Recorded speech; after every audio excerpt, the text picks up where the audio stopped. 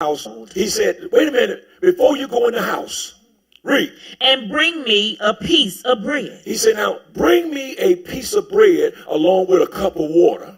Watch what the woman says back to the man of God. As surely as the Lord your God lives, she replied. Now look with me now. She know he's a man of God. She know he served the living God. But she don't. Oh, I love new disciples. I love new people who join the church because they don't really know much, but it is crazy. I love new people who join the church because new people sitting on the edge. Come on, tell me some more. But people who've been in God for a while got their legs crossed, got their arms crossed, and they sitting there talking about, bring it, Doc. I'm bringing it now. You done got too comfortable in your walk. You better learn how to cry out with your 40-year terms in God. You better learn how to say, God, I ain't worthy, but I thank you for saving me anyway.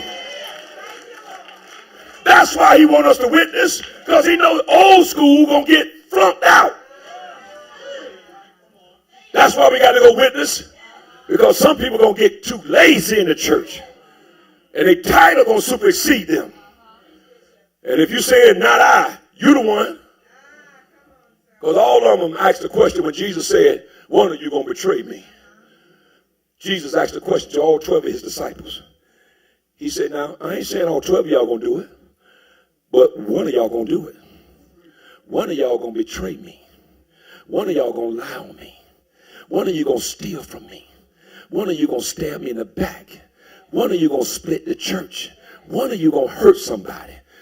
And Jesus said, all 12 of them said, is it I? And you want to know why all 12 of them said, is it I? Because all of them thought about it. All of them thought about leaving the church. Let's do a poll since you're looking at me crazy. You don't want to say amen. I'm going to raise my hand right along with you. How many of y'all thought about and said to somebody, I'm leaving this church? Some of y'all don't want nobody to see your hand, so you just raise it right here. But if you just be real about it, throw that hand up and say, yeah, Pastor, I thought about leaving you. Yeah, Pastor, I thought about getting out of here. You don't sit up here and act like you ain't never thought about it, because if you've been saved a while, you done all thought about quitting.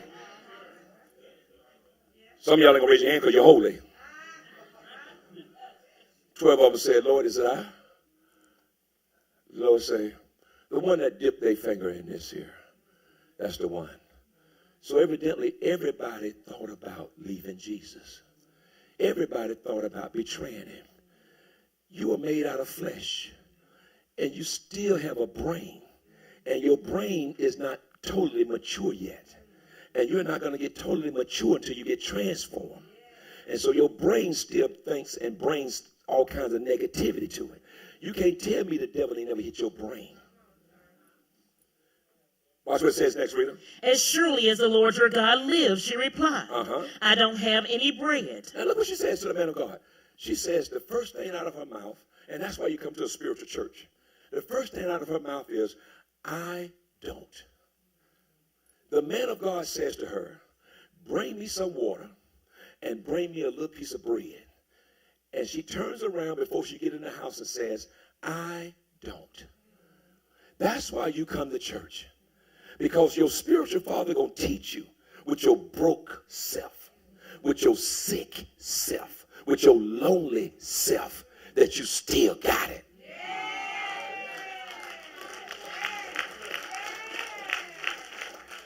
When you go to a right spiritual house, he going to tell you what you say you ain't got. He going to tell you with your dead husband, you still married. He going to tell you with your dead wife, you still married. He going to tell you with your dead child, you still got a child. He going to tell you with your dead self, you still got health. He going to tell you with your dead money, you got plenty of money. What life and death is in the power. That's why you go to a spiritual church, because you're talking to a spiritual God. And God is not going to be a crystal ball in your life. He's going to tell you to say some things that don't make sense to yourself. Say it, Eric. I got healing. And the doctor say, you're going to die in 10 days. Say it, Eric. I'm in foreclosure. But say it, Eric. I got running over money. Say it, Eric. My wife done left me. My husband done divorced me. Say it, Eric. But God, you're going to put us back together. Say it, Eric. I don't know how I'm going to make it. Say it, Eric. But I'm going to make it as long as Jesus in me. Greater is he that's on the inside. That's why you have a spiritual father who's going to tell you to say what don't make sense. Speak it out of your mouth. Somebody say I'm healed. Somebody say I'm delivered. Somebody say I'm set free. Somebody say it. It's in your mouth. Tell your neighbor, it's in your mouth. It's in your mouth.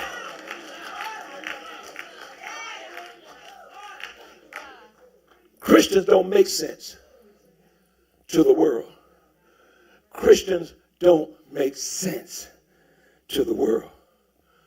You on your job for 20 years, and they bring in some little young tenoroni, 20 years old, just graduated from Yale, and make her your manager. And you still at the bottom. And you up here saying, and somebody in your ear saying, child, I wouldn't take that. But you done messed around and came to church, and your spiritual father said, take it. Somebody at work telling you, I wouldn't put up with that if I was you. But you done came to church tonight, and your spiritual father said, baby, go another step and take it. It's going to be all right. God see you crying. God see you being bypassed. God see they overthinking about you. You going to make it. God got a plan for you. You ain't trusting the company. You trusting God. My sister called me from Albany, Georgia. She's the assistant manager. And the manager be cussing all around her. He even cuss her out. And had the employees, she's the only female, she's the assistant manager. And all the even the men that work up under her, she tell them what to do, they cuss her back out. Because the manager told them, disrespect her. Because she ain't nothing but a woman, and she thinks she's a Christian. And they didn't know they were coming up against God. See, that's how you think. See, you bothering my tithes. You ain't bothering me. You bother my money, but you ain't bothering my money. You bothering my tithes that I give to God. And God gonna get upset when his tithes don't come in.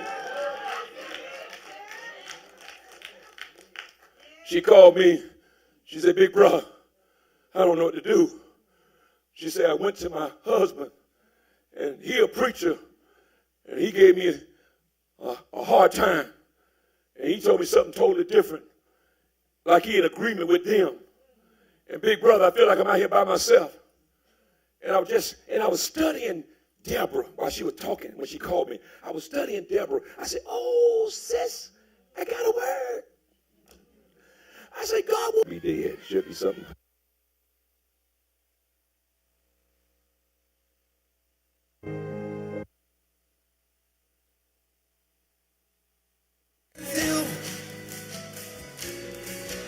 Watch him turn it.